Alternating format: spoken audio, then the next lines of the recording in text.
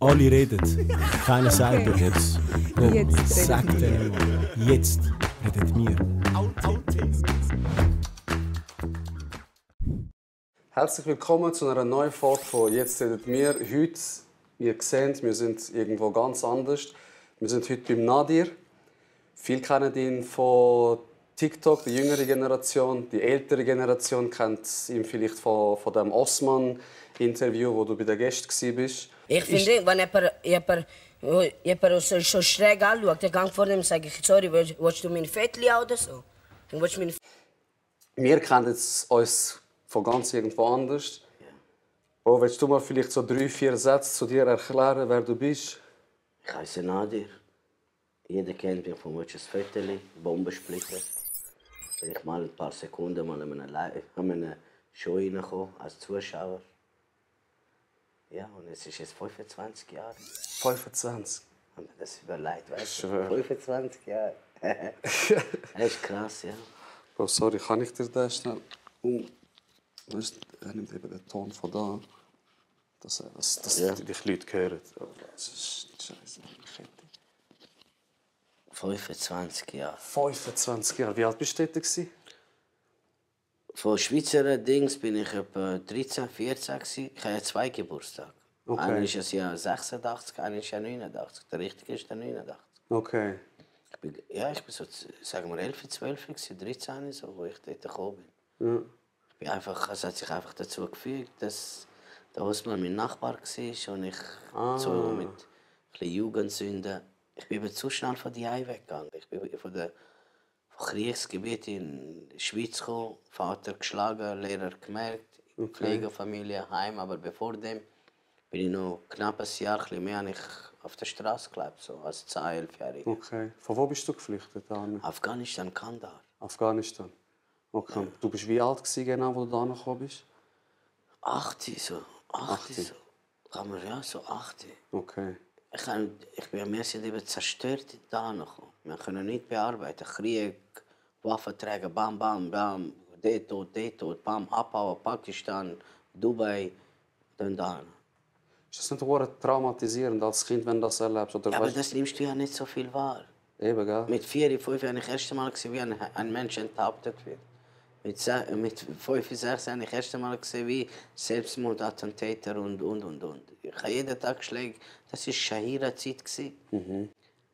Wie kann ich das sagen? Es ist Koran, da darf nicht Musik hören, Fernsehen schauen, du bist immer drunter gekommen. Mujahideen sind gejagt worden, Schiiten, Minderheit wie ich, sind gejagt worden. Okay. Sie sind 85 Familienmitglieder und am Schluss waren wir etwa 16, 17. So, ein paar sind abgehauen, ein paar sind dort, ein paar sind dort. Als so ein Junge realisierst du nicht, du kannst das nicht. Du tust das alles aufnehmen, aber speicherst, aber du bearbeitest nicht. Du lässt auf die Seite. Und mit der Zeit, wo du wirklich Hilfe brauchst, ist schon zu spät. Okay. Bei mir war es, die haben mich helfen, aber die haben mich falsch therapiert, ehrlich gesagt. Okay. Wie alt bist du, wo erste Therapieansätze gemacht wurden? Ich habe das im Dings gemacht, in AHA Basel. Bin ich gekommen. Okay. Ja, dort habe ich angefangen, so ein bisschen, so, was ist das? Ist das Schmetterling oder ein Fleck und so? Ja, genau. So Tests So machen, Psychotests. Intelligent-Tests machen. Ja, ich war immer gut mit dem ganzen Kack, aber die haben nicht so posttraumatisierte Sachen gemacht. Also Bruder, du bist gekommen, dann bist du da an und du hast gesagt, die Hai ist auch nicht gut gewesen. Die Hai ist Ich kann Gewalt. dir sagen, meine Familie, mein Vater ist damals so Salafisch, weißt du, so richtig strenger Moslem. Okay. Der wollte das. Und bei mir ist das, ich bin mit meinem Leben nicht klargekommen. Du musst dir vorstellen, ich habe ein Leben lang Burka gesehen. Auf einmal holt er mich in Zürich und lässt mich laufen. Ja. Die erste Erfahrung, anstatt mit der Frau oder mit der Schule oder mit dem Mann, habe ich mit der Waffe gemacht. Weißt du, was ich meine? Okay. Weißt du, was ich meine? Ich habe andere Sachen kennt. Und mit 6, 7-Jährigen habe ich so arbeiten, dass das Brot die Heime kommt. Mein Vater ist ja nicht gekommen. Mein Vater ist abgehauen. Okay, was hast du schaffen? Ja, meine erste Arbeit war als Näher, zweite als Goldschmied, Auto, alles was so. Und ganz am Schluss war es, dass der Mehlsack grösser als ich war, haben wir so Zacken gehabt. Und ein Eselkarren kam, musste schneller sein. Von dem haben wir 2 Afghanen bekommen, das ist nicht einmal 5 Cent. Das ist die Arbeit in Afghanistan dann? Ja, und du schaffst. Ja, und am Schluss hat geheißen, wenn man in der Moschee geht, ein bisschen lernt, bekommt man so ein bisschen Mehl und Reis und Sachen. Und dann bin ich dort und von dort sind wir noch Krieg gemacht. Okay. Also es beigebracht, was wir machen müssen. Also Gewalt hast du schon dort Ja, kennengelernt, Gewalt, oder? alles, ja. Alles habe ich dort gelernt. Peitschungen, Folter, alles habe ich dort, ja. Okay, und dort war einfach Du musst Fresse dir heben vorstellen, am und Schluss machen. ist es so, dass jeden Tag gekommen sind mit so einer Trommel, mit einem Kamel oder mit einem Pferd. Morgen wird im Fußballplatz für eine zersteinigen, enthauptet kommen. Ja, und so ist Du als Kind dort. es. Ja, du checkst das. Du musst dir vorstellen, ich bin geboren worden, wo Russen eingekommen sind. Ich bin aufgewachsen, wo Scheire war. Ja. Du kennst nichts anderes. Ja, ja. Du kennst das, was da ist. Und dann kommst du an und es Und ist so ja, ein und dann weißt du, richtiger... dass, nein, bei mir war es ein bisschen reifer. Ich bin gekommen und gesagt, ich kann doch über mein Leben selber entscheiden. Ja, und dann habe ich einen anderen Weg. Ich bin nicht mit dem Leben klargekommen. Ich war der Kleinste überall. Ich konnte kein Deutsch können, ich wollte dazugehören. Also Mobbing, Ausgrenzung, so Sachen waren auch Thema gewesen in Das deiner Thema war Kindheit. nicht, das war das Schlimmste. Ich bin jeden Tag gemobbt worden. Okay. Ich bin nicht klargekommen. Und irgendwann einmal habe ich geschlagen und ich gesehen, oh. Dann sind sie ruhig. Und dann habe ich nächste und dann so habe ich Namen gemacht.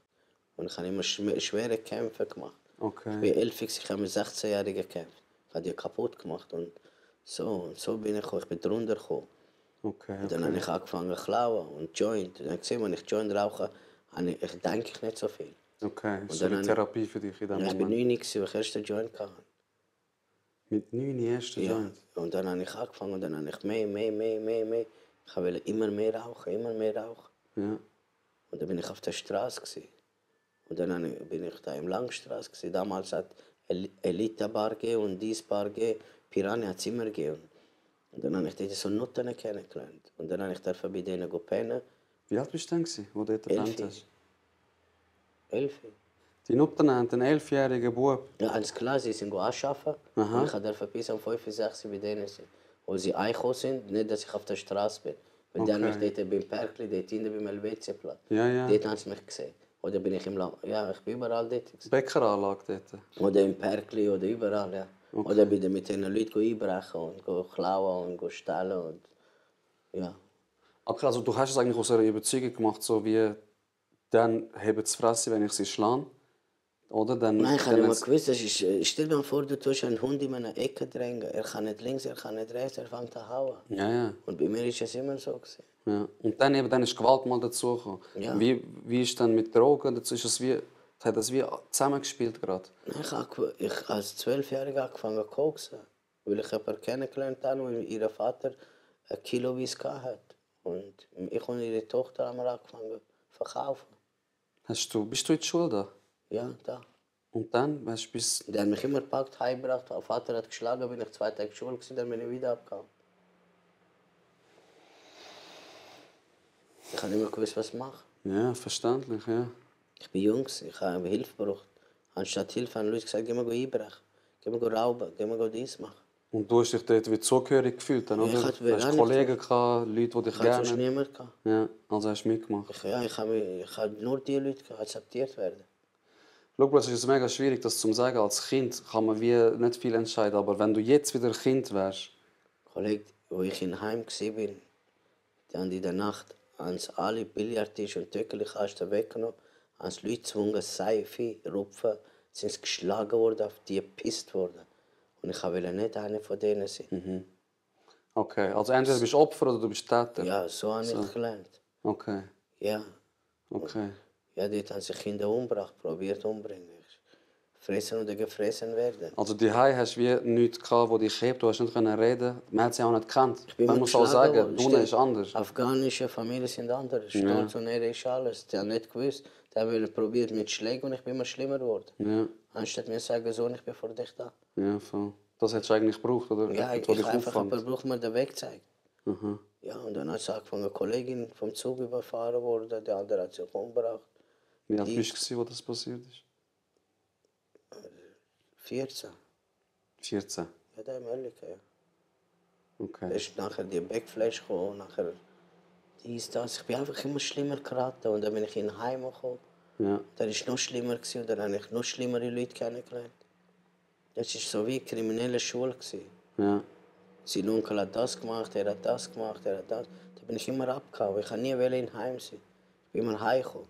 Ich bin da im WC geschlafen, beim Migro, ich habe da im Bahnhof, ich habe überall geschlafen. Da. Ich wollte den Leuten nicht zeigen. Die Leute haben gesagt, komm zu mir, ich habe einen geilen Ort. Dann habe ich Karton genommen, bin ich da irgendwo gepennt.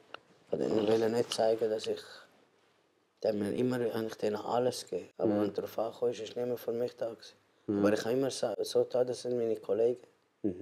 Ja, weil du dich zugehörig gefühlt hast. Das sind Leute, Ich war einfach verwirrt. Leute haben heute Lambo, Urus, Häuser, Firmen von meinem Geld.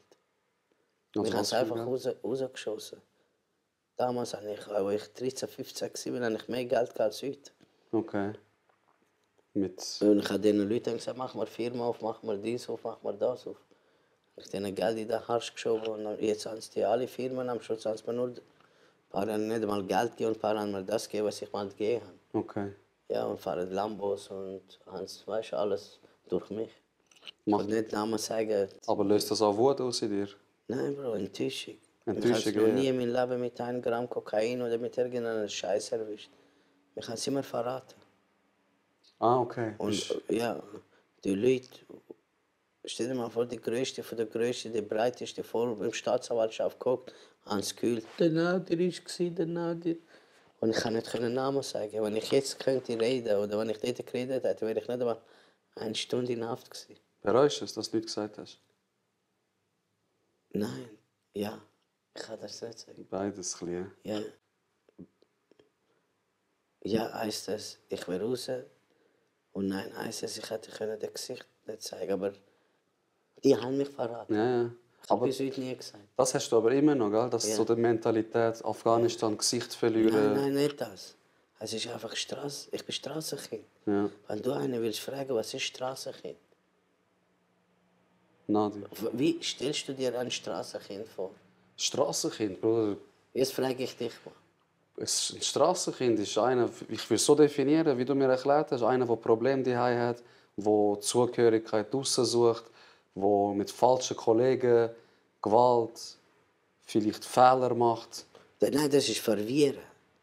Man will das Strassenkind in dem Sinne, alles Eigenschaften, was du gesagt hast, ist drin. Aber das Strassenkind lernt das Schleichen. Das Strassenkind weiß es, dass man mit alten Söcken von dir kann man Geld machen kann. Das Strassenkind weiß, so wie man überlebt. Fuchs. Ja. Der ist überall dabei. Und du sagst, hey, Nadir, ich habe das alte Handy da, oder das Kabel brauche ich nicht. Ja. Ist mir stutz. Und ich weiß, dass der andere Bruder das braucht. Und dann Leute ich an, sage ich, hey Kollege, ich habe ein Kabel von 4 Stutz. Er sagt, nein, Bro, 3. Sag ich, ist gut. Dann sage ich, ja, ist mir schnell, ich bringe dir das Geld. Okay. Dann gehe ich schnell zu ihm dort rüber, sage ich, hey Bro, da nehme ich dir 2 Stutz für mich und sage ich dir, hey Bro, da 10 Stutz. Gewieft, sagen wir dem Kollegen. Und so mache ich seit ich 11, 10 bin. Ja. So habe ich bis heute. Nochmal zu dieser Geschichte. Du bist jetzt dort, du hochst und die sagen dir, sag oder du kommst in den Knast. Und du weißt ja jetzt, wie dein Leben abgelaufen Ja, und ist. die hocken vor mir. Wirst du es Gegenüberstellungen. sagen oder nicht? Nein, kann ich nicht. Willst du nicht? Also wirst du das Leben gleich nochmal leben, aber du wirst dein Gesicht Aber ein paar nicht... Sachen würde ich schon sagen, weil Okay. ein paar Sachen würde ich sofort sagen, du verdammter Missgeburt, du bist es, Mann. Ja. Du elender Wichser, ich weiß es, du hast mich gefickt. Aber ein paar Sachen würde ich, aber nein. Was soll ich sagen, Mann? Stolz, vor der Stolz habe ich so viel mein Leben verschwendet, so viele Jahre verschenkt. Jetzt sage ich, Leute langen mich eigentlich Leute sofort Polizei. Ja, ist auch richtig. Ich habe gesehen ab und zu deinen Live, Bro, ist genau richtig. Ich sage dir, wir leben in der Schweiz, Leute müssen nicht auf Gangster tun, dies und das. Es sind keine Gangster. Nein, einfach nicht. Einer, der noch nie gesessen ist. Einer, noch nie gehungert hat. Einer, noch nie, der 2 Nacht mal auf der Straße oder beim Kollegen oder bei irgendetwas Schlimmes erlebt hat. Oder einer, der wirklich zusammen hat. Weißt du, das sind Leute, komm, Dietliker lebt, Dietliker lebt. Hey, das ist Gruppe. Leute, ich sage euch mal etwas. Ihr geile Leute, 16, 17, 18, 19, wo ihr gerade so frisch da ein paar Schamhaare aufs Gesicht bekommt und so.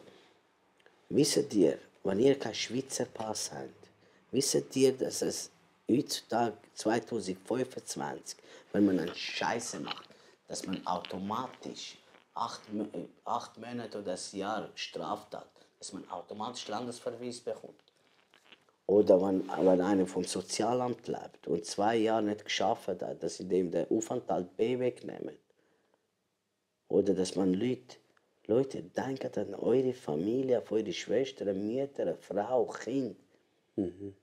Was ich euch damit sagen will, er auf einen auf Gangster machen, Bro, ich bin von dich da und etwas ist Leute da. Ein Kuratz macht er. Ein Scheiß macht er. Ich bin für dich da, Bro. Niemand ist da. Wartet nur, ihr werdet selber sehen. Aber eins kann ich euch empfehlen. Besser einmal Nein sagen, als einmal Ja sagen. Das ist das Wichtigste. Bro, sorry, dass ich unterbreche, ich bin ein bisschen deine Kette. Nachher hört man dich nicht, weißt du? Super, danke dir vielmals. Eben, das ist es ja. Das hast du vorher erwähnt, gell? Du hast schon gesagt, wenn jetzt jemand so eine 13-jährige Straftat macht und ausgewiesen wird, muss sich wie eine Mutter entscheiden, liebe ich jetzt. Nein, Bruder, du musst dir das mal vorstellen. Du hast 2 Schwestern und 3 Brüder. Sag mal, du bist der Mittlere, 16-Jährige. Kommst auch so klein in den Kreisen. Du hast viel nichts zu tun, aber du bist irgendwie dabei, aber du bist irgendwie nicht dabei. Hockst mit denen in einem Auto. Es gibt einen Streit oder einer ist besoffen oder überfahrt einen, der Gott nicht, etwas passiert und du mitgegangen. Oder du bist mit denen zusammen, der andere gibt der andere Fuß und Gott bricht den Schädel oder stirbt in irgendeiner Art und Weise, bist du am Arsch. Oder bist du im Auto rein mit mir und ich habe Koffer und voller Drogen. Oder weißt du, was ich meine? Mitgefahren, ja, fix. Und dann kommt Untersuchung, die Schwester aufgestanden, alle ganze Wohnung gesucht, alle so verwirrt, die ganze Familie geschockt. Hey, ja, Tag. Okay, bist 3 Monate in Untersuchung gesagt, ein halbes Jahr später bist du wieder da, willst wieder auf den richtigen Weg, Migration, bla bla. Und die sagen, okay, du hast jetzt 14 Monate Haft. 8 Monate. Ab 8 Monaten hast du Landesverweisung. Ab 8 Monaten? Ja, oder das Jahr, ja. Und du musst das Land verlassen. Ah, mit 16 dann, oder? 16, 17 hast du kein... Okay. Ja, du musst Land verlassen. Und jetzt du, als, sagen wir, als Bruder, als Vater, hockst du dort hin. Wo soll ich ihn schicken? Ja. Was machen wir? Sollen wir jetzt alle gehen? Wegen deinen Fehler? Ja. Oder soll ich ihn allein schicken? Irgendeiner muss dort runter. Ja. Also, okay, entschieden, dass er allein geht. Mit 24, Bruder. Dort hin, wenn er sein Leben nicht in den Griff bekommt, ist er dort im Knast oder ist er in Europa unterwegs, hat er sein ganzes Leben kaputt gemacht. Und die Familie auch. Und die Familie auch, ja. Weißt du, was ich meine? Und das ist, bei mir war, erinnerst du dich habe ich dort kennengelernt, als ich im Morgen gekommen bin, vom Pfeffiken. Ja. Am ersten Tag, wo wir heute gesagt haben, Babi, bist du sympathisch, habe ich heute gesehen dort. Wie kann ich dir sagen? Es ist... Sorry, Mann. Alles gut. Bei mir war es auch, Mann. Ich habe auch keine Familie. Dort, wo ich dich kennengelernt habe, habe ich ja gesagt, Tochter, erinnerst du dich? Hat er auch viel von über mein Kind erzählt, über dies, über das. Ich habe keinen Menschen, der meine Tochter gebracht hat. Zu Besuch so. Die Brüder, weißt du, die türkischen Brüder, alle, jeder hat ihre Besuch. Ich habe keinen Besuch. Ausser mal auch Anwalt oder Einvernahmen. Weißt du, wie weh das da hat? Und ganz allein gelassen wirst. Das ist das Schlimmste, was ich gesehen habe. Dass ich ohne Kind. Dass wenigstens 1 Stunde mal mein Kind könnte, ja. Ist nicht möglich. Obwohl ich habe Brüder, ich habe Vater, ich habe Mutter von meinem Kind ist das. Niemand ist gekommen. Hast du das angesprochen, als du rausgekommen bist? Was willst du ansprechen? Ja, dass du das erwartet hättest. Ja, aber was willst du an einer Mutter, die arme Frau, sagen? Bro, nicht Mutter, aber Brüder. Meine Mutter ist vielleicht in meinem Alter und du das verstehst, aber Ich habe Brüder... einem Bruder gesagt. Ich habe gesagt, Bruder, los mal zu. 18 Jahre, 20 Jahren mache ich mit dir das mit. Und im Dessenberg bist, haben wir 5 Kilo Eis im Heim aufgetragen für dich. Okay. Ist egal, was du siehst, wir sind für dich immer da. Ich bin 5 Jahre, 3 Monate bist du gesessen. Ich bin der Vater von deinen Kindern. Ich bin der Onkel von deinen Kindern. Ich bin der Mutter von deinen Kindern. Deine Mutter war der Mutter. Mein Vater. Wir haben dein Kind großgezogen. Ja. Mutter ist krank, Brustkrebs. Vater ist krank. Ich vom Montag bis am Sonntag am Arbeiten. Bis Samstag arbeite ich im Kopf und am Sonntag arbeite ich immer Grolino Tankstelle. Sag mir, okay, einen Tag habe ich frei. Soll ich schauen, dass ich für deine Kinder da bin? Soll ich schauen, dass ich für die Mutter da bin? Soll ich schauen, dass ich für dich da bin, für deine Geschäfte? Sag mir, was ich mache. Oder für meine eigene Frau da. Ja. Ja, guter Punkt. Ja. Was willst du sagen? Ja, was willst du sagen? Was willst du sagen? Ja. Was willst du sagen? Ich sagen. Die es nicht gecheckt haben, wir haben das im Gefängnis kennengelernt. Ich habe in Horgen gearbeitet, ich habe den Gesundheitsdienst geleitet und ja, der Nadir musste dort hocken. Bist du von dort direkt rausgekommen? Ja, der hat mich dort vor der Tür gestellt. Ich habe doch dir auch allen Ciao gesagt. Oh, ich weiß nicht mehr. Also die sind einfach gekommen. Ich war dort mit Imam, es war Freitag, sind wir oben am Chillen. Und es war mega heiß. Und es hat noch windet am Tag. Es hat so, du kennst das typische Wetter, warm, aber Wind, ein bisschen Regen. Wir sind 20 Minuten mit Marina, Mann. Wieder Scheiße, Freitag, Samstag, Sonntag, dort rein. Zählen rein. Auf einmal kommt er, du weißt, wer die Abis kommt rein, sagt er, Jamal, hey, pack deine Sachen, du gehst heim. Ich komm, erzähl dir keinen Scheiß. Komm, lass mich in Ruhe, Mann, du mit deiner Witze. Sagt er, nein, voll. Wallahi, ich weiß, Wallahi billah. Wallahi billah, ja. Ja, du kannst jetzt heim gehen. Ja. Wie hast du dich gefreut? Es war noch Freitag, Einkauf. Weißt du noch? Ja, ja, ich habe alles verschenkt. Ah, okay. Ja. Ja, und dann bin ich rausgestanden, 2 Stunden vorne dran, bis mein Bruder mich geholt ist. Ich bin gerade zu meiner Kind. Ja, das glaube ich. Wie lange bist du geguckt dort? 6 Monate. Also einmal bist du 6 Monate geguckt, einmal bist du 5 Jahre geguckt. Nein, das erste Mal außer der Heim und Kalkrein und so. Ja. 2004 bin ich reingekommen, Ende 2008 bin ich rausgekommen. Okay. Anfang 2009 bin ich reingekommen, Ende 2015 bin ich rausgekommen. 2018 reingekommen, 2023, 2024 rausgekommen. Okay. 23. Und jetzt gehe ich wieder rein, 2031 komme ich raus. Oder 30 oder 28. Boah, wie ist das? Ich stelle mir jetzt vor, wenn sie dich einfach packen, reinnehmen, du kommst nicht raus, du kannst dich nicht vorbereiten. Ist das nicht wie schlimmer, wenn du weißt, dann kommt der Tag und du musst wie reingehen? Ja, da musst du mit deinen Dämonen kämpfen, aber du hast irgendwie erwartet. Das ist etwas anderes als dich gerade jetzt. Eben, gell? Das ist das Schlimmere. Also gerade jetzt ist schlimmer oder das ist schlimmer? Okay. Das ist schlimmer, weil du hast nichts erledigen. Jetzt kannst du wie so Und dann schauen, kannst du dass es noch allen gut geht Ja, und so dann ein bisschen das, ein bisschen dies, alles können. Ja, aber das Schlimmste ist es. Du weißt, du gibst ihm Freiheit. Ja, Du hast eine Chance zum Abhauen. ja, eben. Und du kannst abhauen. Eben. Und du das willst nicht? schaffen. Ja, eben. Bei mir ist, ich weiß, dass ich schaffen will. Ja. Ich weiß, dass die mich nicht ficken werden. Aber, Ich weiß es. aber, Weil meine Tochter gesagt hat, Papi, ich weiß, du willst abhauen. Das war gerade vor ein paar Wochen. Papi, bitte hau nicht ab. Im Gefängnis, ich weiß, wo du bist. Wir kommen dich besuchen und gehen im Spiel Ecke spielen. Aber Papi, ich weiß, dass du unschuldig bist. Ich weiß. Ich glaube an dich. Bitte gang nicht. Bleib bei mir. Aber ich bin im Gefängnis. Papi, du kannst mir doch jeden Tag anrufen wie immer. Ich kann dir ja einen Brief schreiben. Und ich komme dich auch besuchen. Und wenn du anders bist, habe ich Angst, dass dir etwas passiert. Und das war das Einzige. Okay, Und ich jetzt 20 Jahre wieder überkommen. egal. Hauptsache, du nicht. kannst rauskommen und deine Tochter in den Arm nehmen und keiner ist dir auf den Fersen. Auch, nein, spielt keine Rolle. Ein Ticket ist in 2 Stunden jeder Land, wo ich will.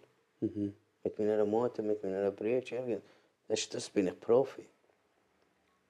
Ich habe ihr versprochen, Mann. Ja.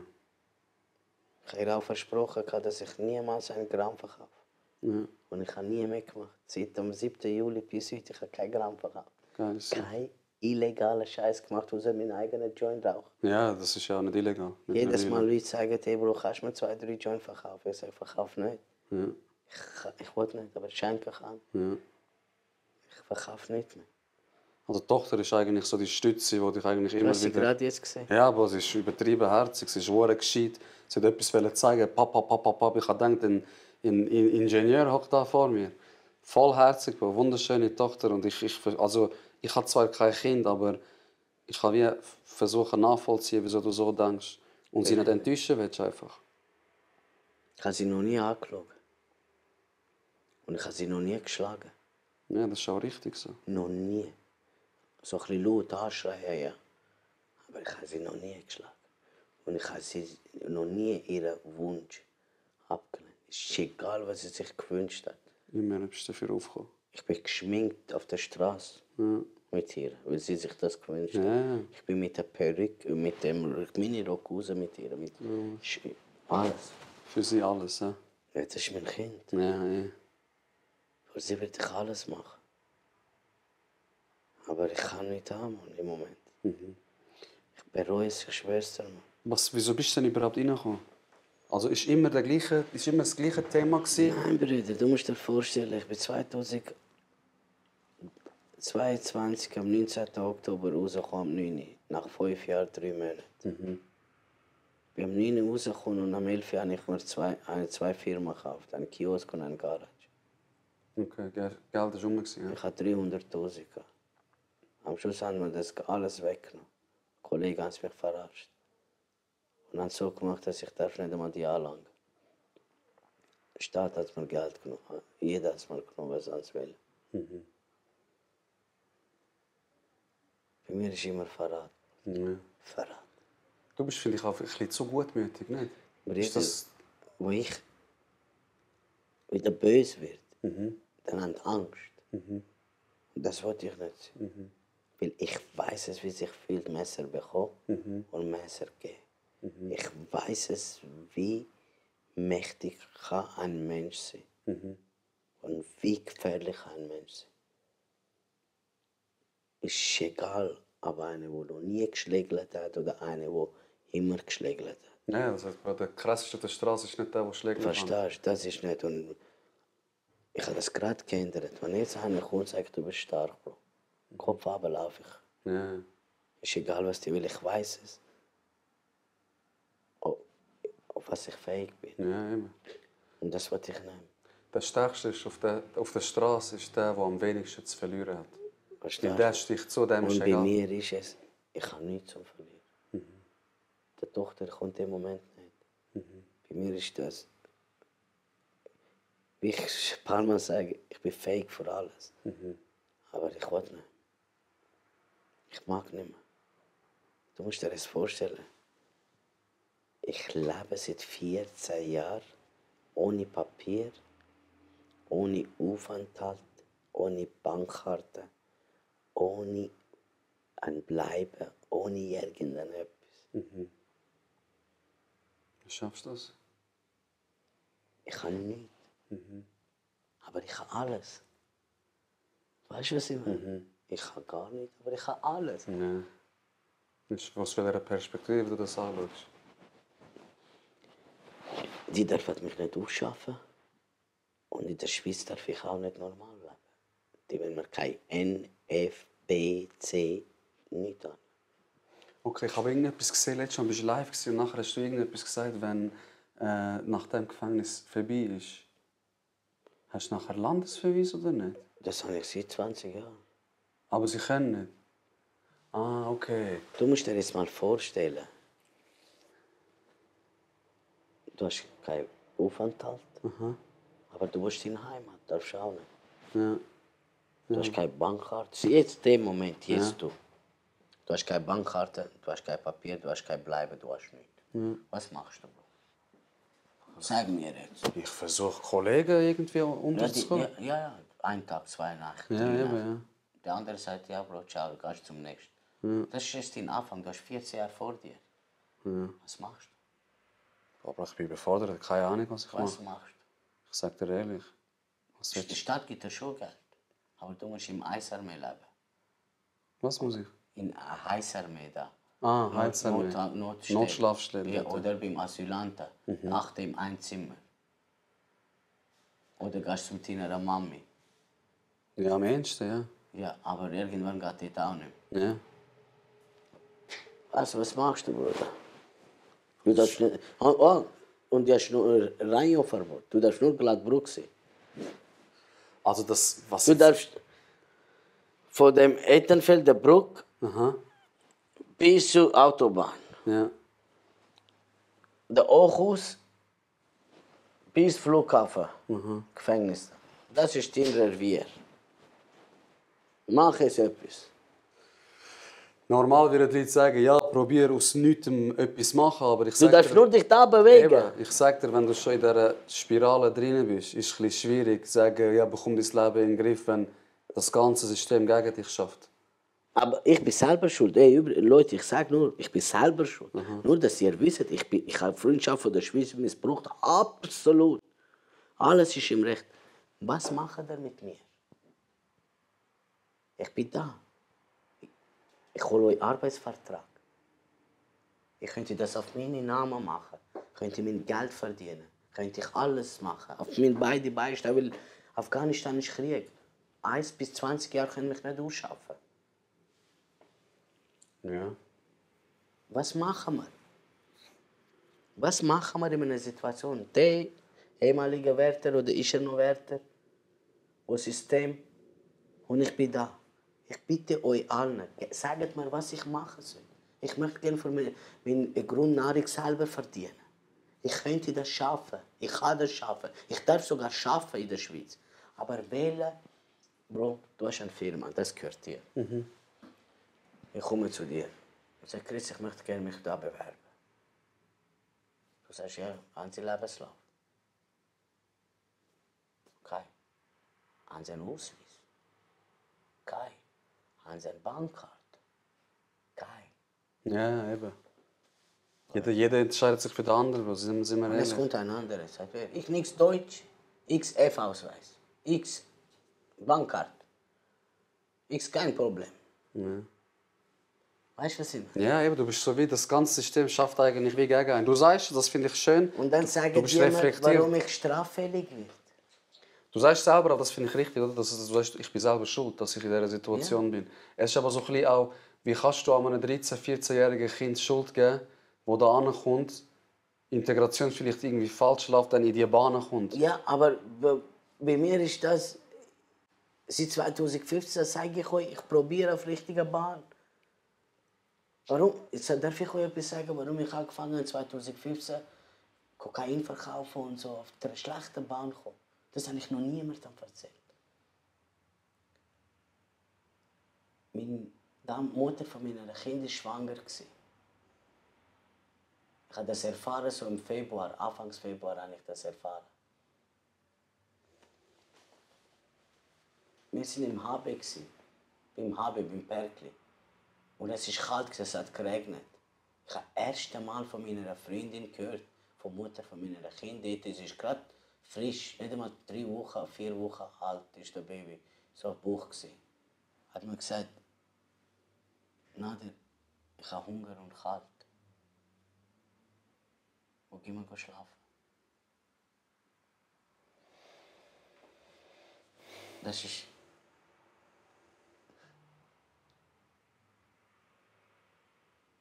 Das war das schlimmste Wort, Bro. Und ich konnte nichts machen. Und sie sagte, ich habe Hunger. Ich konnte nichts kaufen, Bro. Und ich konnte nicht gehen zum Schlafen. Dann habe ich ihr gesagt, hey, warte schnell, Kollege hat angerufen. Gib mir eine Stunde, ich komme gerade. Ganz schnell zu deiner Mutter. Ich habe sie zu ihrer Mutter gebracht. Und dann habe ich angefangen, Drogen zu verkaufen. Damit Geld hast zum sie. Zu ihrem Weißt du, Schlafplatz. wie viel? Ja, und so bin ich dann gekommen. So habe ich angefangen. Ich scheiße drauf, jetzt mache ich alles oder nichts. Ja, und so, ich kann nicht wählen. Ich habe meiner Mutter gesagt, Mutter, ich bin mit so einem Sack gegangen zu meiner Mutter. Meine Mutter, was machst du so? Ich sage, Mutter, verkauf Drogen. Sie, das sind wir nötig, ich weiß. Was soll ich machen, Mutter? Ich muss. Sie, nein, so, das machen wir nicht. Ich hasse der Mutter. Gib mir jeden Tag 50 Stutz. Geht auch nicht.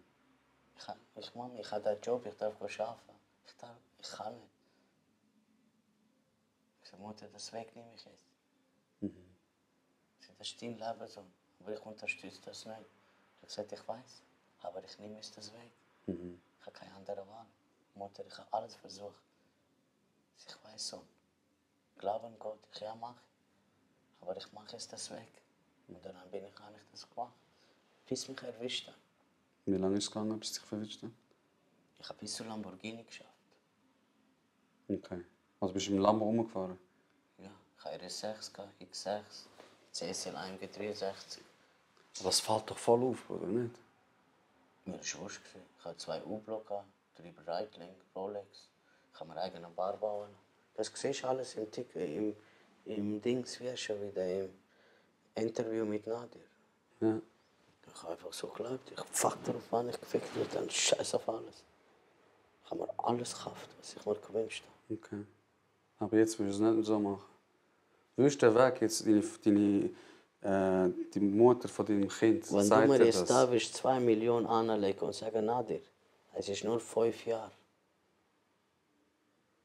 Jeden Jahr gebe ich dir 1 Million. Und ich gebe dir jeden Monat 100'000, 200'000. Mach das durch, was du durchgemacht hast. Ich will kein Geld von dieser Welt dir machen. Schon, gell? Weißt du das warum? glaube ich. Mega.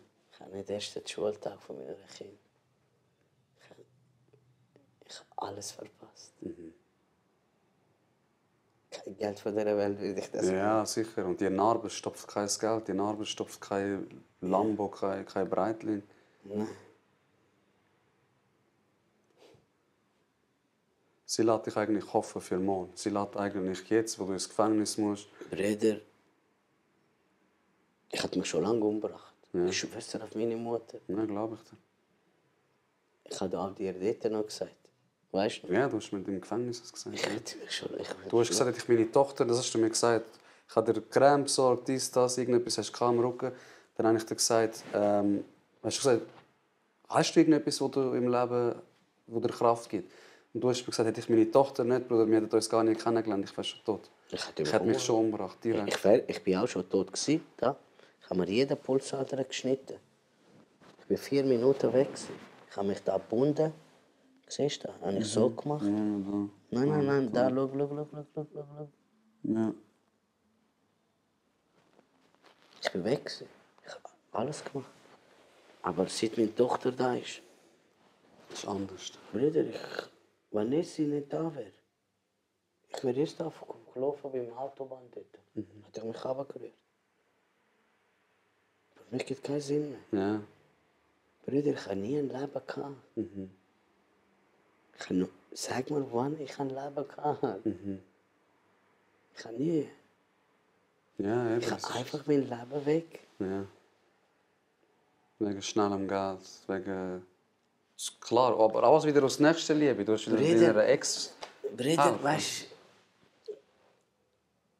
du, niemand hat mir etwas auf der Brust angesehen und gesagt, du gehst jetzt, machst das. Ja. Alles, was ich gemacht habe, habe ich bewusst selber gemacht. Aber ich habe das nicht gecheckt, Mann. Ja, Dass ich von dem so viel verlieren werde. Ich habe mich nicht geliebt, ich habe nicht wertgeschätzt. Ich habe mich selber nicht wertgeschätzt, ich habe mein Leben nicht wertgeschätzt. Ich habe einfach das gemacht, was ich wählen, weil ich nicht mehr gewusst habe, was Leben ist. Die Frau hat mir angefangen zu zeigen, dass das Leben wert ist. Habe ich das gecheckt und ich... Ja, das ist schon zu spät gewesen. Was willst du den Jungen mitgeben? Was willst du für einen Tipp geben? Für jetzt, ich sage dir jetzt ein Szenario. Ich bin 16, ich bin auch geflüchtet, vielleicht von Syrien dahin. Ich werde gemobbt, ich werde gecancelt, keiner hat mich gern. Und dann kommt einer und sagt, Bruder, tu mir Laufbursche spielen, ich gebe dir 1000 Stutz jede Woche. Es ist schon schwierig, Nein zu sagen. Was ich will diesen Leuten sagen, schaut nicht auf das, ich bin stolz, ich bin Syrier oder ich bin das, ich bin Moslem, ich bin das. Du bist ein Mensch. Verhalte dich wie ein Mensch. Ich würde dir sagen, überleg dir zweimal. Es ist immer schön schnelles Geld da. Das hat ein Escobar Leben gekostet, das hat El Chapo Leben gekostet, das wird jeder Leben. Ist egal wie gut du bist, ist egal wie du bist. Es fickt dich. Ich wollte nur einfach sagen, bitte, wenn eine besoffen ist und du sie anlangst, das ist sexuelle Nötigung. Wenn eine besoffen ist und sie sich nicht wehren kann und du mit ihr Sex hast, das ist Vergewaltigung. Ob sie gelächelt hat, während du mit ihr gefickt hast. Wenn du ein Messer nimmst und mit dem Messer so machst, das ist 1 bis 3 Jahre. Und wenn eine mit dem Messer so macht, das ist eine Eventualvorsorge. 3 bis 10 Jahre. Ja. Und wenn eine sagt, ich komme, macht ihr das, macht er das, macht er das. Das ist 6 bis 2 Jahre. Und wenn eine da richtig eine haut und stirbt, das ist fahrlässige Tötung. Oder wenn eine ungewollt von ihm etwas nimmst und er immer noch Nein gesagt hat und nimmst, das ist ein Raubüberfall. Wenn ein Kollege mit dir zusammen irgendwo einbrechen oder einen verarschen, oder wenn du mit einem im Auto hineinholst und er hat 20 Gramm Kokain oder 30, ab 18 Gramm ist mindestens 8 Monate bis ein Jahr. Oder wenn ein Bro, nimm doch MDMA in den Mundstoff und er Überdosis bekommt, das ist fahrlässige Tötung. Oder einmal ein Lein gibst, Kokain, komm, probier mal, das ist Kokain, macht dich wach. Das ist die größte Sünde, was du machen kannst. Dann hast du einen Kollegen verführt im Drogenscheiß, hast ihm sein Leben kaputt gemacht. Und das Leben von seiner Familie, Bro. Oder dann, ey Bro, komm, ich habe nur eins gesoffen, ich fahre heim. Und ein Autounfall passiert, das ist auch eine Straftat. Ich kann euch nur einfach sagen, Leute, schaut ihr, was ihr macht. Jeder verfickte Scheiß, das zieht das vorbei. Liebet einfach euch und mehr will ich nicht. Was soll ich sagen? Wenn du Gruppenzwang ist der größte Scheiß. Weißt du, wenn du der King bist? Ich schwör's dir auf meine Mutter. Wallahi, ich will Amerika da. Du bist das King, wenn du mit 19 einen Empfänger hast. Oder von deiner eigenen Verdienst geleast oder gekauft hast. Du bist der King, wenn du eine Wohnung hast, die dir gehört. Du bist ein King, wenn du ein Haus hast. Du bist ein King, wenn du einen Laden hast. Oder einen Bachelor hast. Oder irgendeine Art und Weise bist du ein King. Da bist du ein King. Wenn einer mit dem Drogengeld ein X6 hat und du einen mit dem Al-Hal-Geld ein Fiat Punto hast, dann bist du ein King. Dann bist du der King und nicht der andere, ja. Wenn du eine wunderschöne Frau neben dir hast und ein verfickter Velo neben dir hast, dann bist du auch ein King. Wenn du auf der Straße laufst und er ganz immer noch auf Kokain am Denken ist und Leute am Verkaufen ist und du mit deinen Kindern am Spielen bist und er keine Familie hat und denkt, er ist der Beste, weil er einen Rolex hat oder einen Breitling oder einen CSL AMG. Du bist der King. Weißt du, was Schöne, weißt du, wer der meiste der King ist? Wenn die Tür aufgeht, entweder deine Frau oder deine Kind oder dein Hund zu dir rennt und sich freut, dass du heimkommst. Schön gesagt. Dann bist du da. Kind. Dann hast du es geschafft. Wenn du Ja. ein Umfeld erschaffen hast, das dich liebt, das dich trägt, Ja. wo du dich auch vermitteln kannst. Schau, ich sage immer, jeder Mensch sehnt sich nach Anerkennung, nach Zuneigung, Zugehörigkeit und Liebe. Jeder. Die Hooligans, die durchdrehen dort, die haben also viele haben niemand und dort haben sie Gleichgesinnte. Das ist auch eine Art von Zugehörigkeit, Liebe. Wie der Nadir gesagt hat, er hat keinen gehabt, der die für ihn da war. Die draussen sind zusammen einbrechen, wir sind geile Sicher. Das hat ihm Zugehörigkeit gegeben, aber das heisst nicht, dass das der richtige Weg ist. Ich habe gewusst, das ist nicht der richtige Weg, aber ich habe gewusst, so gehöre ich dazu. Ja. Das ist gegangen, als ich ihn dort kennengelernt hatte. Und er mir gesagt hat, Bro, scheiß auf das, machen wir etwas anderes, komm, ich zeig dir. Ich wäre es heute auch nicht mit dem gewesen. Wenn ich einen hatte, habe ich gesagt, hey, spinnst du, Bro? Wenn mich jemand sagt, hey, Bro, spinnst du da? Ich dachte, oh, scheiß auf das, man, komm mit mir, zeig dir ein bisschen TikTok, ein bisschen das, ein bisschen dies. Komm, zeig dir Laden. So ist es. Ich habe einfach Leute gehabt und gesagt, ah, Bro, da ist ein Neuner, mach mal etwas. Ich ja, easy, da ist ein Brecheisen, mach mal etwas. Und dann gewiss, ich bin schlau. Ja, und ich bin immer vorausgegangen. Und ich bin immer der Arsch gewesen. Das darf es nicht passieren, Mann. Es bringt nichts. Sucht eure Kollegen euch richtig aus, also jetzt Leute, die jünger sind, uns zuschauen. Es ist essentiell. Eben ein Fehler, wie der Nadir schön gesagt hat. Du kannst einfach im Auto sitzen und dann kommen die Bullen und du kannst am Arsch sein. Du kannst den krassen spielen. Ich bin 3-mal ins Thai-Box-Training gegangen, einmal High-Kicken, er ist tot und das ganze Leben ist im Arsch. Oder schlägt der Kopf, Schädelbruch, Kieferbruch, dies Bruch, das Bruch. Du bist 5 Jahre weg, 3 Jahre. Was denkst du? Da, jeder hat jeden Tag mit solchen wie mich und die anderen zu tun gehabt. Wenn ihr wollt wissen, da ist der Wärter, da ist der Insasse. Und er ist auch dort. Wir haben auch probiert, vom Dach rein Handys reinschmuggeln. Hasch, wo auf das Dach reinkommst, anstatt reingetropft ist. Haben wir auch probiert, herauszufinden, ob wir mit ihm... Ich kann ihn auch sagen, probiere, Bro, kannst du bitte ein Handy holen? Weil ich weiß, er macht nicht. Ich weiß, ich kann mit ihm gut gehen, ich kann mit ihm 24... Glaubt mir, es ist ein Beamter dort, wo ich ihn als Kind kennengelernt habe. Ich bin mit seinen Brüdern aufgewachsen. Ich habe nicht einmal mit ihm respektlos geredet. Du bist immer mega respektvoll gewesen. Das ist eben auch das, du bist im Herzen, das merkt man, bist du ein Guter. Du hast einfach die falschen Kollegen, Ich habe nie probiert, irgendwie, weißt du, hast deinen Job, kannst du mit ihnen lachen. Wenn die gesagt haben, Kollege, jetzt gehst du rein, dann musst du rein. Ist egal, ob du ihn kennst, ist dein Bruder, ist dein Cousin, ist deine Tante. Und am Abend schließt er deine verfickte Zelle und sagt, ich gehe jetzt heim. Die bist du allein und heult in der Zelle. Ich kann mal sagen, was ihr wollt, ich bin krass, ich bin da, ich will niemals heulen. Jeder heult in der Zelle. Aber ich hatte erwachsene, gestandene Männer bei mir, die brüllt haben wie ein kleines Kind. Zu Recht aber auch. Ich will noch schon etwas sagen, bevor ich es vergesse. Es hat nichts damit zu tun, das ist wichtig, oder? Die Leute, die im Gefängnis sind böse. Und jetzt denken ihr euch, ah ja, die sind alle böse, ich bin eigentlich ein Guter. Im Gefängnis, die meisten Menschen sind tot lieber sicher. Sie haben einfach einen Fehler gemacht, falsche Zeit, falscher Ort, mitgehangen, mitgefangen. Das Leben hat sie gedrängt, einen Fehler zu machen. Also 90%, die ich kennengelernt habe von den Insassen drinnen, sind tot lieber sicher, wo ich gedacht hätte, Bro, hätten wir uns in einem anderen Lebensfenster kennengelernt, vielleicht wären wir Kollegen geworden. Und nochmal ein Outcall da für jeden Mitarbeiter. Darum behandelt jeder Mensch mit Respekt, der reinkommt.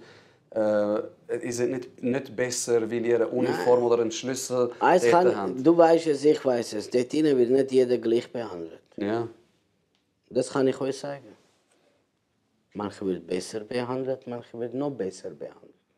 Die Leute, die Wahrheit sagen oder im Recht sind, wird scheiße behandelt. Wenn man so gute Menschen wie ein paar von denen dort hat, weiß man, es gibt nicht überall solche Menschen. Das ist sehr wahr, ja. Glaubt mir, ich habe es gesehen, ich war überall Ausarbeiter. Ausarbeiter bedeutet, du gehst essen, du bist immer bei denen näher als alle anderen. Wenn ich euch Sachen erzähle, was ich gehört habe, miteinander, gegeneinander. Der andere kommt und sagt, heute, der kleine Wichser, kommt heute mit uns arbeiten, ich kann ihn nicht geben. Und dann kommt ja, hey, wie geht's dem Kind? Und die sind am meisten, die am meisten Trouble machen unter einer Gruppe als die andere. Und die Leute, man, die da rein sind, ihr wisst, wer man ist. Bitte, geht mit den Leuten gut um. Es war Vorfall zum Beispiel im Pfäffiken. Der andere sagt, bitte, was soll ich machen? Der andere, ich wollte mir etwas antun. Der andere sagt, mach doch. Der andere geht hin und bringt sich um. Was? Ein Mitarbeiter hat gesagt, mach doch. Und der Psychiater. Hat gesagt. Der Psychiater hat zu ihm gesagt, er hat gesagt, wie viel bekomme ich wegen 100 Gramm Heroin. Und der Psychiater, sorry, dass ich sage, du weißt, wer dumm ist geworden. Ich bin auch dort, ich bin Ausarbeiter. Dann hat ihm gesagt, ja, du bekommst 4-5 Jahre über. Und dann ist er in die Zelle gegangen, hat sich aufgehängt. Und was hast du mir gesagt? Dort. Du weißt es, ich weiß es, weil ich es gehört. Hast mich gerade versetzen lassen. Oder die anderen. Eines von vielen Gründen, wieso ich nicht mehr im Gefängnis arbeite, ohne jetzt weiter darauf einzugehen, aber das sollte nicht sein. Also wirklich. Ja, klar. Im kein verfickten Gefängnis, sorry, dass ich das sage. Schau, ich bin in jedem Gefängnis. Kein Mensch hat dort hinein Recht. Es gibt kein Strafgesetzbuch, wo jeder ein Recht geklärt wird. Jeder sagt, es ist in der Bibliothek. Das ist nicht. Es ist kein Asylrecht dort. Nur ein guter vom Sri Lanka, der Bruder, hockt dort, man kann mit ihm reden, er hilft. Das ist der Sozialarbeiter, wo wirklich ein herzguter Mensch sind. Die Sozialarbeiter von Zürich, kann ich euch sagen,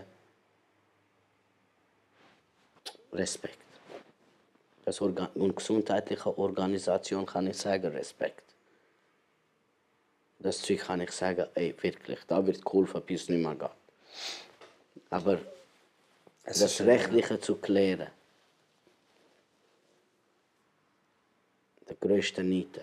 Ein Buch, das das Ganze erklärt, haben wir nicht.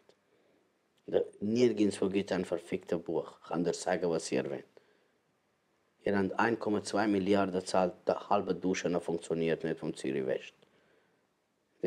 Und alle beleidigt. Alle werden dort gemobbt, psychisch, seelisch fertig gemacht, weil kein Deutsch können. Ihr rennt rein, ihr schlönt einfach die armen Leute dort, wie mich. Es gibt viele Leute dort drin, Beamten, ich liebe, ihr wisst, ich habe mit euch gut. Aber die anderen sind Nazis, spucken dir im Essen, machen dir dies, machen dir das. Das ist der größte Scheiß, was ihr dort drin macht. Leute sagen, ich bin Moslem, geben ihnen Schweinefleisch. Müsst ihr nicht so tun. Ich weiß, ich kann ja das müssen. Hallo, ich muss das. Ihr wisst, was ich meine. Ich erzähle euch einfach von meiner Erfahrung. Ich erzähle euch einfach, ich habe sehr viel Knast gemacht. Wenn ihr wollt, dass das Einsatz ein bisschen oben runterkommt, auch draussen oder ein bisschen wichtig ist auch, dass man so Hilfsmittel hat. Dass man wenigstens eine dort hat, wo eine beratet. Und vor allem, dass das Transfer mit dem Geld. Waren viele Leute, wenn die kein einziger Rappen schicken, verhungert, Familie in anderen Ländern. Ihr habt ein bisschen Skype gemacht, ein bisschen dies gemacht, ein bisschen das gemacht. Schau, schnell und gründlich gesagt, werdet doch einfach menschlich. 1 Minute mehr hören, rettet ihr ein Leben im Gefängnis. Ja, über das, ich danke euch, das habe ich wieder noch. Es ist mir einfach als Insasse mal im Herz gelegen. Sicher, aber es ist auch wichtig, dass du dich mitteilen kannst. Es ist auch wichtig, wie es ist, wenn man drin ist. Weißt, ich sehe nicht alles. Ich als Ex-Mitarbeiter. Entweder bist du ein Opfer, oder bist du der Täter, oder bist du einer, der einfach dich aufschlägt. Das ist Anarchie. Du weißt, wer ist. Jeder ist seine Dings. Manche lügen. Dort ist es schlimmer als TikTok. Und wenn du einzig hast, hast du Stangen gehabt. Und wenn du Stangen hast, hast du Firmen gehabt. Aber dafür hast du nicht, man. Es ist alles so warme Luft. Jetzt aktuell, was ist jetzt in deinem Leben? Eben, du wartest auf deine Haftstrafe, Bruder, nebenbei. wie kann ich das sagen? Ich bin jetzt am 7. rausgekommen. Am 7. Juli bin ich rausgekommen, probiere ich auf der Beine zu stehen. Langsam bin ich am Arbeiten, ich habe fast alles erreicht. Und jetzt muss ich in den Knast. TikTok läuft, alles läuft, Leben läuft. Langsam fange ich an mich lieben, Sinn vom Leben verstehen, auf dies, das. Bam. Ich kann nicht führen, ich kann nicht hinten, ich kann nicht vorne, ich kann nicht links, ich kann nicht das. Ich könnte jetzt auf der Flucht sein, einmal pro Woche live gehen, und ich mal eine ganze Woche finanziert. Weißt du, was ich meine? Okay. Weißt du, was ich meine? Ich könnte jetzt eine riesige Story machen. Ich könnte jetzt ein Most Wanted und so mäßig und so probieren, weil Fluchten ist keine Straftat. Okay. Es ist Drang und du wirst nicht bestraft. Auf keinen Fall. Aber wenn du jetzt Haftantritt, sagen wir, 1. März hast und dann nicht kommst, ist das nicht... Das ist keine Straftat. Das ist keine Straftat. Warum? Freiheitsdrang. Ja, nein, weil du die Strafe hast und das ist Ja, wenn mich verhaftet bringt, mich dort an. Ich muss Strafe machen. Ah, okay. Aber es ist keine Straftat. Weißt du, ich könnte jetzt einen auf Dings machen, ich könnte auf dies machen. Was ich mache, wenn ich nur... Der letzte Live... Red mal weiter, Bruder. Der letzte Live würde ich im Dings machen, bevor ich hingehe. Ah, okay. Ja, das würde ich machen. Der letzte Live würde ich allen Ciao sagen und in den Knast hineingehen. Ja. Was probierst du im Live eigentlich machen? Was probierst du? Ich sehe dich immer, du versuchst, sobald einer Stress kommt, sagst du, geh einfach raus, ich will da nur gute Vibes haben. Bro, So sehe ich bin ein Mensch, ich zeige den Leuten, wer ich bin. Ja. Ohne Du kannst, jeder Mensch kann sich verstehen, aber nach ein paar, ist egal, nach Stunde, 2, kannst du nicht, oder nach einem Monat oder so. Und ich zeige den Leuten, ey, los, ich bin der Nadir Reza, ein Kleiner, der probiert, sein Leben in den Griff zu bekommen. Aber tut immer in Fresse fliegen, stehe ich immer wieder auf, zeige ich denen, schau, so lebe ich. Das bin ich. Wenn jemand will, helfe, ich helfe. Wenn jemand braucht das. Und ich zeige denen einfach mein Leben. Ich spiele nicht, die sehen, ich heule mit denen, ich lache mit denen. Ich bin mal besoffen mit 2 Bier, ich bin bekifft, ich lache. Ich zeige denen, bitte macht keinen Scheiß. Ja. Leben ist wunderschön. Schau, es gibt so einen wie ich, der beschissener, sei doch dankbar. Gib einfach etwas mit. Ja. Ich habe vorher viel geholfen, mit vorher vielen Dingen. Ich zeige einfach. Es gibt zwar einen Kleinen, der da ist, den jeder kennt, aber niemand kennt. Weißt du, was ich meine? Man kann sich einfach, bei mir ist es auch ein bisschen spezieller. Man kennt mich vor 25 Jahren. Ja, voll. Und man kennt mich jetzt. Ja, genau. Und Leute interessieren. Der Viertel, ich schlage 3. Der sagt, bitte schlag du mich. Ich schlage dich nicht. Ja. Smiley auf 2 Beinen. Weißt du, was ich meine? Ja, genau. Und das ist es. Und das zeige ich denen jeden Tag. Ja. Es sind so viele Zuschauer, die mit meiner Live aufstehen und mit meiner Live einschlafen. Ja, voll. Manche Leute können sich mit irgendetwas mit mir, wie sagt man, identifizieren. Irgendeine Art und Weise. Ja, voll. Weißt du, und ich zeige denen meinen Alltag. Ich verstecke nichts. Ich sage denen, wenn ich eins geraucht habe, ich sage denen, wenn ich eins getrunken habe, und ich sage denen, wenn ich gekühlt habe. Ja, voll. Ja, es ist Aber real, es gibt auch ein paar Sachen, wo niemand geht. Beispiel Familie, niemand weiß, wer mein Bruder ist, niemand weiß, wie meine Mutter aussieht, niemand weiß die Sachen, oder meine Frau, oder wie ich sie kennengelernt habe, solche Sachen und so. Oder wer ist die Mutter von meiner Kind, oder das, oder dies, oder das. Das geht niemand an. Sicher, aber das geht ja nicht darum, weil du nicht authentisch bist, das geht darum, es gibt auch Schweizer. voll Idioten im TikTok. Ey Bruder, die haben meine Tochter in pädophilen Chat gemolden, die haben meine Mutter in X-Dating gemolden, die haben alles gemacht, Bro. Ja, Bro, man, die haben Profile von meiner Kind. Die sagen, die kommen, wenn meine Kinder ficken, meine Kinder zerstückeln, ich bin mit ihnen Kind im Bett, ich fixe sie jetzt. Was soll ich machen als Familienvater? Boah, darum. Oder meine arme Brustkrebs, die Mutter, ihre Namen ganz Zeit. Es gibt so 2, 3 Leute, die ich persönlich kenne. Zum Beispiel, du bist live, sagt, hey, Gruß bitte. Ist meine Mutter heißt. Und er geht dort und dann tut er das alles zusammenschneiden. Und dann schickt er mir die ganze Zeit. Schau, Alle nennen deine Mutter ihren Namen. Es gibt so kranke Leute, das ist unglaublich. Soll ich dir zeigen? Ich glaube dir, Bruder, ich glaube dir. Das ist Schau, brutal. Wir können es Das ist nachher wahr schlimm. anschauen. Aber eben, Albert Einstein hat gesagt, das Universum und die Dummheit der Menschen ist unendlich, aber beim Universum ist er sich nicht sicher. Es gibt nichts, was so dumm ist auf diesem Planeten wie der Mensch. Und das ist krass. Das ist krass. Und der dass du mit Krasseste so ist, Hass- der das macht, hat selber ein Kind. Dann frag dich mal, was bei dem wie nicht. Kannst du es einfach abstellen? So ignorieren? Ich kann es nicht. Ich muss. Was soll ich machen? Letztes Mal bin ich mit dem Fleisch Leute geschlagen. Letztes Mal bin ich nochmal an, ich Leute mit dem Fisch geschlagen. Ich komme nicht weiter so. Ja, eben. Was soll ich machen? Soll ich wieder wie früher sie den Finger schneiden oder den Ohrläppchen schneiden oder keine Ahnung? Nein, das bringt Weißt du, ja Brüder, ich bin fertig mit dem. Wer mich schlagen will, lang mich eigentlich bullen. ja, voll. Das ist das Einzige. Ich habe keine Kraft mehr mit euch kämpfen. Ich kann kämpfen. Ich kann dir mit dem scheiß verdammten kleinen Bein Baseballschläger Holz kaputt machen. Ich habe da Zahnabdrücke, ich könnte dir jeder verfickte, wenn ihr mein Boxdings da nicht 980. Ich habe Power, ich könnte kämpfen, ich habe auch Muay Thai gemacht, da bam kämpfen. Aber ich zeige euch nicht. Ich zeige nicht, was ich kann. Die Fisch kann mehr als ihr denkt, aber ich will nicht. Was ich euch sagen, was ich jetzt weiterfahre, was mir am Herzen liegt, ich sage mal einfach, hey Leute, ihr macht auch viele TikTok. Oder kommentiert, oder schreibt, oder teilt, oder helft, oder supportet. Ich habe einfach ein Bitte.